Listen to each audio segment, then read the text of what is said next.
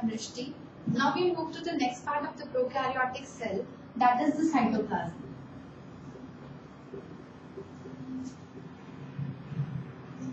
As such, since in the prokaryotic cell all the function of the organelles are performed generally by the plasma membrane, so the cytoplasm does not have most of the complex structures that are present in the eukaryotic cell. But there are still certain things that are present, such as certain kinds of vacuoles are present. Apart from them, we have ribosomes. These vacuoles can also be present in eukaryotic cells, but the function basically differs. So here, in case of prokaryotic cells, the vacuoles basically would perform two functions. First is the storage, and second is providing buoyancy to the cell.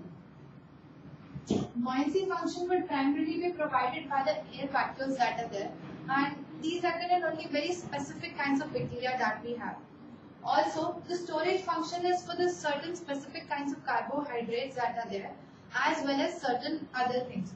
So vacuoles basically do occur as hard solid bodies inside the cell that are appearing. So these are, as when we view through the microscope, so these appear as solid bodies inside the cell, and then basic inside the cytoplasm inside the cell. So apart from that, we have ribosomes. So ribosomes are structures which is also there in eukaryotic cell. They differ in two basic things. In eukaryotic cell, the ribosomes are associated with endoplasmic reticulum, whereas in prokaryotic cell, these ribosomes are present randomly inside the cytoplasm. They are not associated with any endoplasmic reticulum since it's not there in the prokaryotic cell itself. Also, the ribosome present here are 70S ribosome. S stands for the Sedgwick unit of sedimentation coefficient. So these 70S ribosomes are there. In eukaryotes, you would have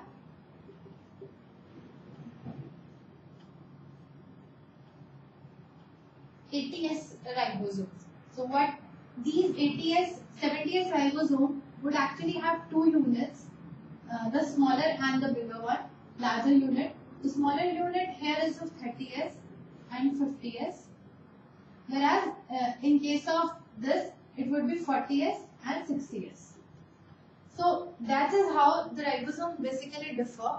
The function remains the same, protein synthesis, but this is the major target area where antibiotics are actually used. This is because when we give an antibiotic, it should not harm our human body itself. But in case if we target an antibiotic which inhibits the protein synthesis at this step, so it will act only on the 70S ribosome, not on the 80S ribosome. So we can actually discriminate a bacterial cell from our body cell and hence kill the bacterial cell, preserving our body cell. So these are the structure. So moving from the cytoplasm, we move to the nuclear region. So since prokaryotes do not have a structured cell kind of a thing, the nuclear material exists as just a looping of a DNA that is called as nucleoid. There are no histone proteins that are present. No histone proteins are associated with this kind of a structure, since otherwise they would have been forming like a chromosome. Only associated, this is also known as the circular DNA. Apart from the circular DNA that we have in prokaryotes, we also have other nuclear materials such as plasmids, which have varied functions that we would study later during the eventual course of study. Plasmids in general basically provide certain additional functions such as antibiotic resistance, fertility factors and others. The circular DNA is the major DNA that is present in the prokaryotic cell. So hence we complete the prokaryotic cell structure.